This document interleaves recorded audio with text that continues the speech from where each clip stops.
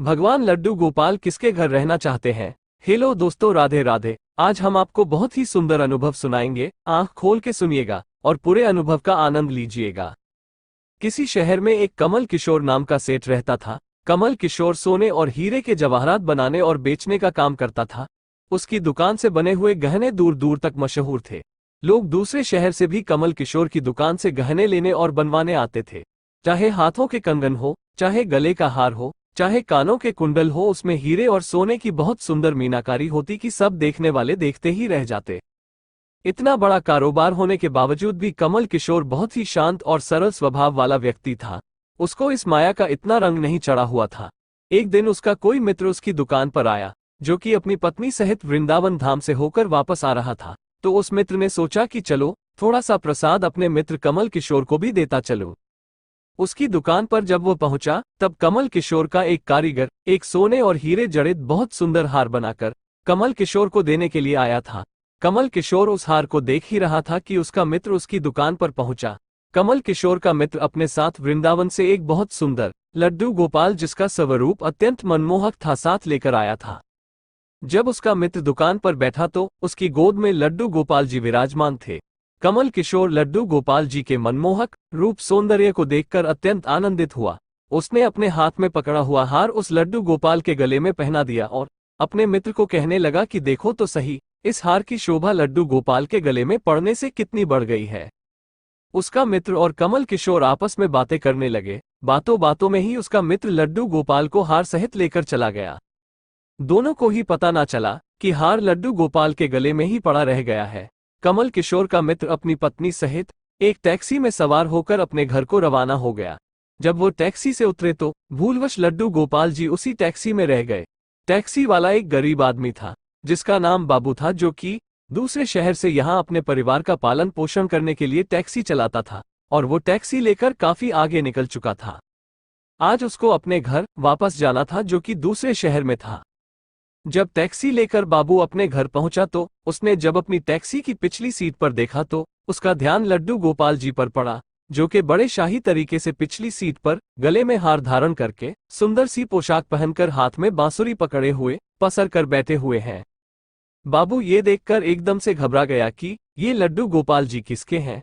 लेकिन अब वो दूसरे शहर से अपने शहर जा चुका था, जो कि काफी दूर था, और वो सवारी का घर भी नहीं जानता था। तो वो दुविधा में पड़ गया कि वह क्या करे। लेकिन फिर उसने बड़ी श्रद्धा से हाथ धोकर लड्डू गोपाल जी को उठाया और अपने घर के अंदर ले गया। जैसे ही उसने घर के अंदर प्रवेश किया, उसकी पत्नी ने उसके हाथ में पकड़े लड्डू गोपाल जी को जब देखा, इतना सुंदर स्वरूप वाले लड्डू गोपाल जी को देखकर उसकी पत्नी ने झट से लड्डू गोपाल जी को अपने पति के हाथों से ले लिया।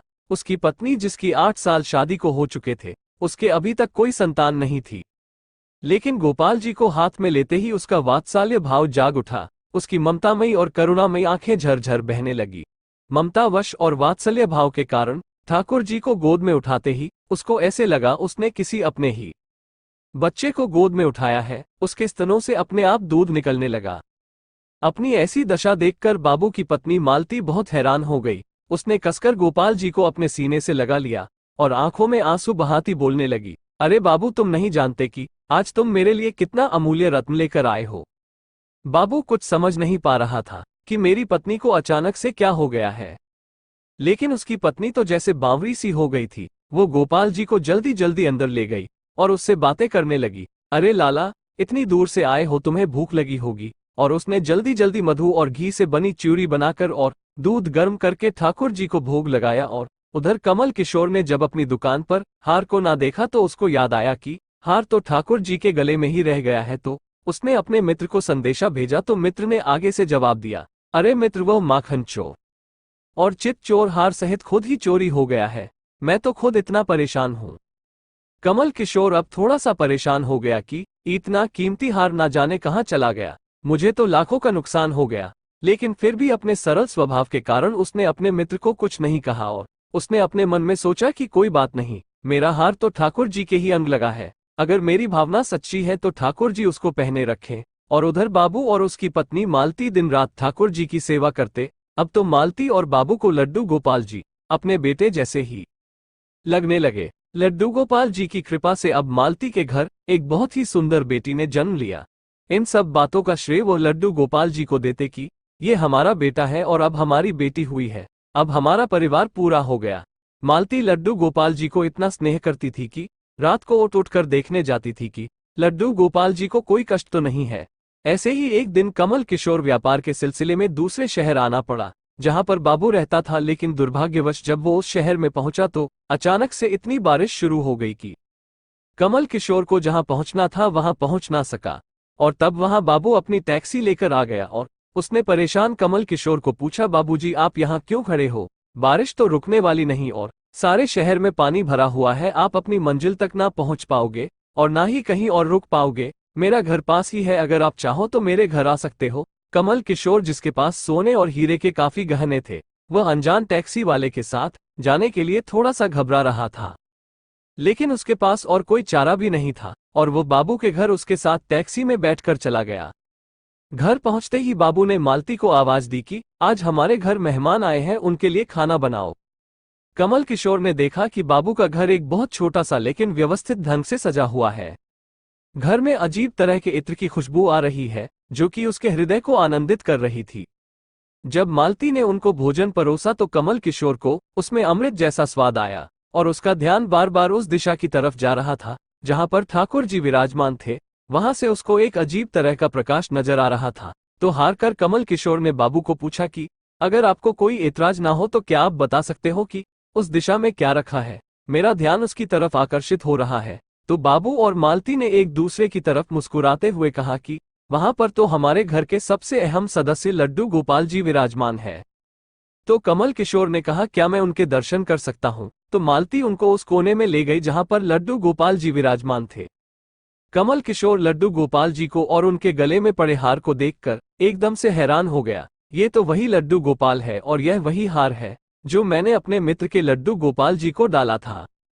कमल किशोर ने बड़ी विनम्रता से पूछा कि यह गोपाल जी तुम कहां से लाए? बाबू, जिसके मन में कोई छल कपट नहीं था, उसने कमल किशोर को सारी बात बता दी कि कैसे उसको सौभाग्य से गोपाल जी मिले और उनके हमारे घर आने से हमारा दुर्भाग्य सौभाग्य में बदल गया।